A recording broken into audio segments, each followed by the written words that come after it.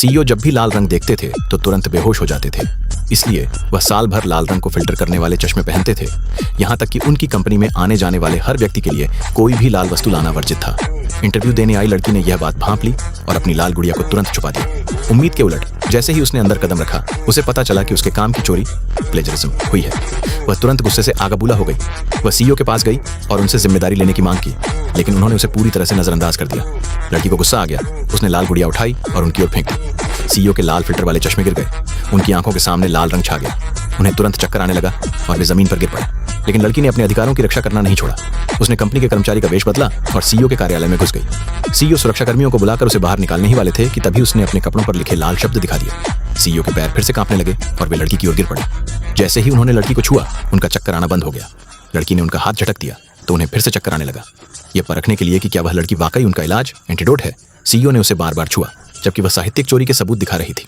अंत में उन्होंने पुष्टि कर ली कि जब तक उनका लड़की के साथ शारीरिक संपर्क रहेगा, वे सामान्य रह सकते हैं। लेकिन लड़की को गलतफहमी हो गई कि सीईओ एक लफंगा हुलिगन है और वह वहां से तेजी से भाग गई। अगले दिन सीईओ ने लड़की को ढूंढ निकाला। उन्होंने उस कर्मचारी को नौकरी से निकालने का वादा किया जिसने उसका काम चुराया था। उन्होंने न केवल उसे उचित मुआवजा दिया, बल्कि उसे अपने उद्योग की एक डिनर पार्टी में भी आमंत्रित किया। लड़की तुरंत मान गई। जैसे ही उन्होंने पार्टी में प्रवेश किया, सीईओ घबरा गए क्योंकि चारों तरफ लाल रंग की सजावट थी। उन्होंने लड़की से कहा कि वह उन्हें एक सेकंड के लिए भी न छोड़े। हालांकि वह बहुत उलझन में थी, लेकिन उसने आगे कुछ नहीं पूछा। तभी सीईओ के प्रशंसकों का एक समूह उनकी ओर दौड़ पड़ा और दोनों जबरदस्ती एक दूसरे से अलग हो गए। संयोग से पार्टी के जश्न वाले गुब्बारे आसमान से गिरने लगे। अपने सामने अंतहीन लाल रंग देखकर सीईओ फिर से बेहोश हो गए। लड़की भीड़ को चीरते हुए पहुंची और उन्हें संभाल लिया। सीईओ को अस्पताल भेजने के बाद लड़की ने शिकायत की कि उनका स्वास्थ्य बहुत खराब है, लेकिन तभी उसने गलती से सहायक असिस्टेंट को यह कहते सुना कि सीईओ को लाल रंग से डर, फियर ऑफ रेड लगता है। उसे तुरंत सीईओ के सारे अजीब व्यवहार याद आ गए। उसने यहाँ तक अंदाजा लगा लिया कि वही उनकी काट एंटीडोट है, इसलिए उसने जानबूझकर लाल लिपस्टिक लगाई और सीईओ के पास वापस आई।